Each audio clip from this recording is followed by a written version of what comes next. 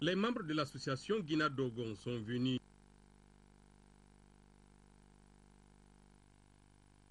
Mesdames et messieurs, bonjour et bienvenue sur les antennes de l'Office de radiodiffusion-télévision du Mali pour la première édition du journal.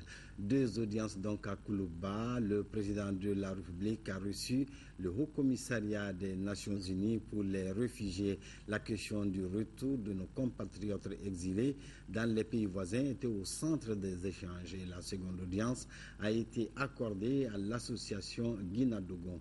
Alousseni Touré, compte rendu.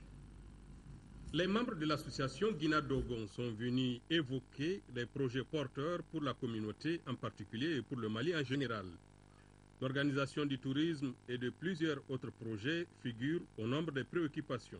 Nous avons en vue la construction d'un musée national Dogon, au pays Dogon. Nous avons en vue la construction d'un espace Touguna qui est un centre de recherche et de documentation, pas seulement pour Guina-Dogon, mais pour l'ensemble du Mali et même de la sous-région. Nous lui avons parlé des projets de construction de portes d'entrée au pays Dogon. Nous avons pensé qu'avec des portes d'entrée dans le pays Dogon, les touristes ils vont d'abord, avant de traverser, ils vont débourser, ils vont se faire accompagner par un guide bien formé.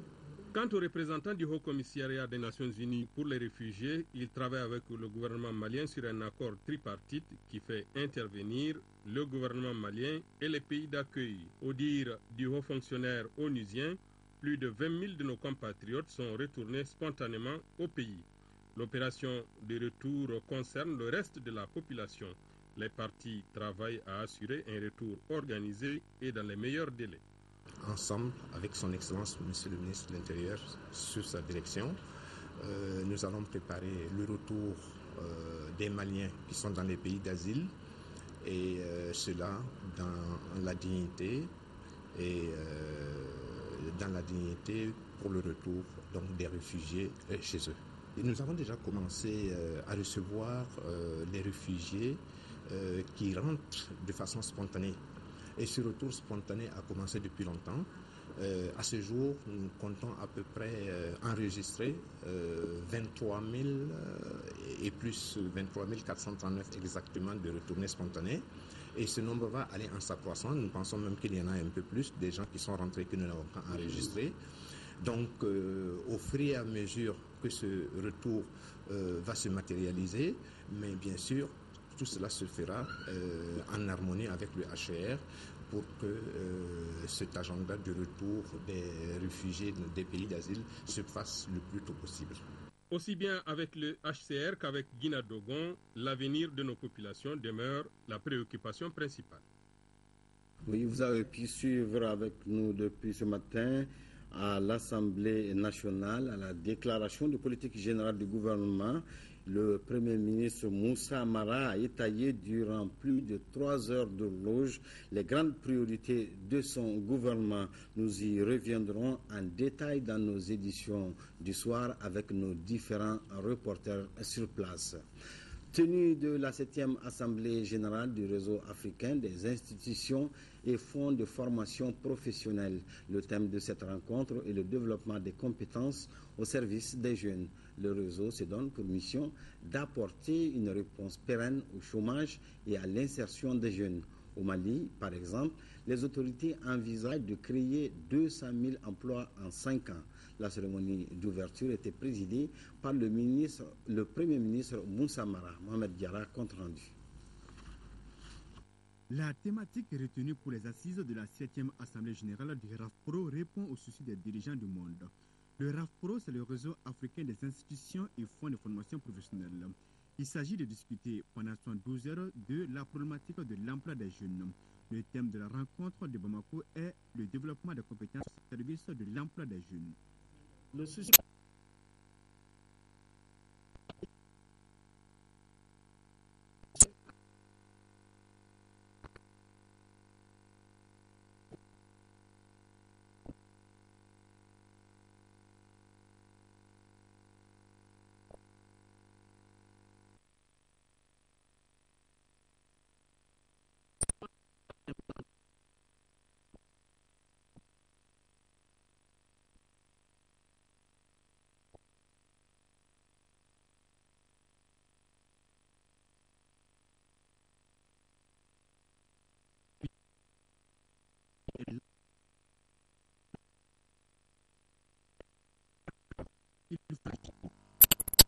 La main-d'œuvre de compétences requises pour les emplois d'aujourd'hui et ceux de demain, il nous faudra sortir des sentiers battus et faire preuve d'ingéniosité et de créativité pour recourir à des solutions simples mais efficaces qu'offre notre environnement immédiat. C'est en tout cas le credo du RAFPRO.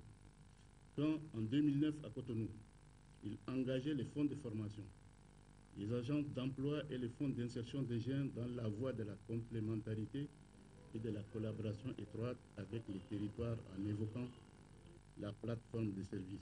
Il faut donc aller vers la mutualisation des efforts afin de donner espoir à 5 millions de jeunes sans emploi décent. Et les nouvelles autorités maliennes ont fait de la lutte contre le chômage des jeunes l'une de leurs priorités.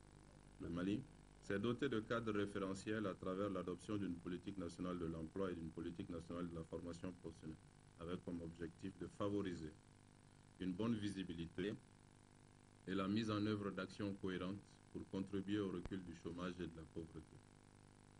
La thématique de la présente rencontre sur le développement des compétences au service de l'emploi s'inscrit en droite ligne de la vision du président de la République de faire de la formation professionnelle un levier important pour la promotion de l'emploi et de relever les nombreux défis auxquels les jeunes sont confrontés. Créer au moins 200 000 emplois en 5 ans. Développer une formation professionnelle de qualité permettant de répondre aux besoins de nos économies et contribuant à l'insertion des jeunes. Renforcer l'offre de formation par la construction et l'équipement de centres de formation. Le rendez-vous de Bamako devra donc servir de déclic pour réduire le taux de chômage dans le monde. Oui, le développement de l'emploi passe nécessairement aussi par le développement des infrastructures et c'est ainsi que le ministre Koumaré a enchaîné avec la visite des chantiers de Kabbalah et de la Corniche. Constat, travaux en retard considérable partout. Le ministre promet un changement rapide dans l'évolution des systèmes sous peine de sanctions à la longue. Mariam Sagara. La visite du chantier de Kabbalah et de la Corniche a totalement englouti l'enthousiasme du ministre de l'Équipement qui s'attendait à une avancée positive des travaux. Sa colère est d'autant plus grande quand le ministre imagine la souffrance des usagers à l'approche de l'hivernage prévu pour début juin. Je ne suis pas satisfait du taux d'exécution. Je ne suis pas satisfait des délais que les gens sont en train de prendre pour exécuter cette réforme. Bientôt, nous allons rentrer en période d'hivernage. Il faudra que l'entreprise fasse tout pour réduire la gêne que va causer l'état délabré que nous avons vu, pour que, au moment de la saison de pluie, que les gens puissent circuler librement sur cette route. L'occupation de l'emprise, le refus de certaines populations de quitter leur site, tels sont les problèmes auxquels sont confrontés certains chefs de chantier et contrôleurs. La traversée de Gouloubou, on a effectivement recensé les bâtis qui sont touchés. Les populations ont réagi favorablement et ont déguerpi, on a cassé ça. Maintenant, de l'autre côté, en périurbaine, où il y a des habitations urbaines, disent qu'ils attendent leur dédommagement avant de partir. Quant au chantier de la Corniche, le retard est tout autre. La fin des travaux, c'est prévu pour fin mai. On est en retard.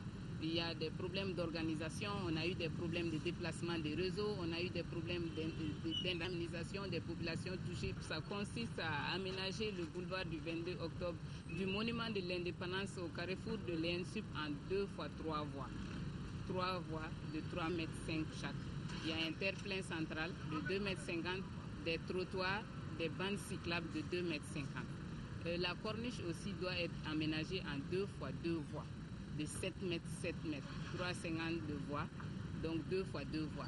Il y a une passerelle qui doit être faite de 4 mètres de large pour les motos, cyclistes, les 2 roues. Donc c'est ce que nous voyons sous forme d'échangeur qui est là. Ensuite, il y a l'avenue du 5 septembre entre le monument de l'indépendance et l'échangeur multiple qui doit être renforcé en 2 fois 2 voies aussi.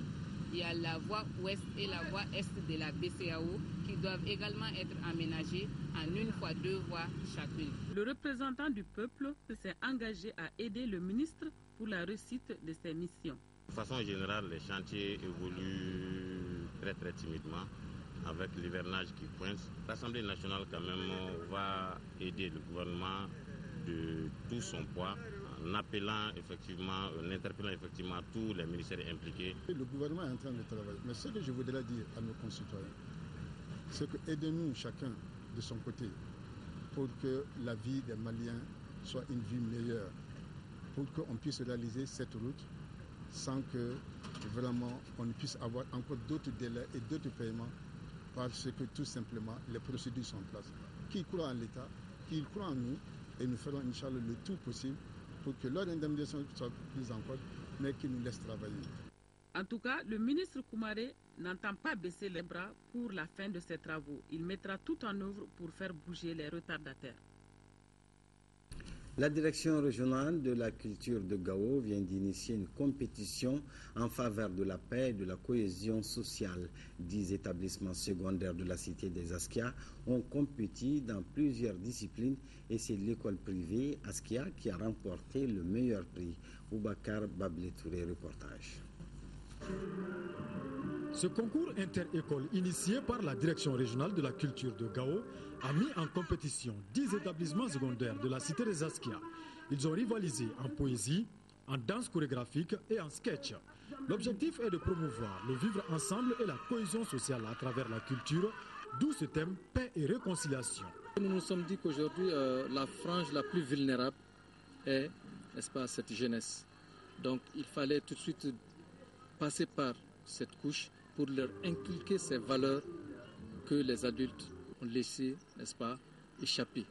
Alors donc, en essayant d'ancrer ces valeurs à leur âge, n'est-ce pas, nous pensons que c'est eux les adultes de demain, c'est eux qui peuvent essayer de refaire l'histoire. Au classement général de cette compétition, l'école privée Askia vient en tête, suivie du second cycle de Boulgoundji. L'école du quartier Gadei ferme la marche. Au chapitre des récompenses, les gagnants empochent successivement 50 000, 35 000 et 20 000 francs CFA. Cette activité récréative, ça peut amener la paix, de se réconcilier, jouer ensemble, d'oublier la guerre complètement. Maintenant, il n'y a plus de guerre. Maintenant, le mal est un et indivisible. Ce sont les enfants qui sont réellement les sujets de cette guerre. Si aujourd'hui on parle de paix, de réconciliation dans le monde scolaire, c'est vraiment une initiative à saluer. À l'issue de cette compétition, des recommandations ont été formulées par les membres du jury.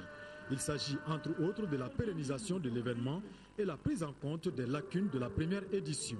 Des diplômes de participation et de récompense ont été remis aux écoles et aux encadreurs. Donner le sourire à un enfant, c'est donner la joie à tout un peuple.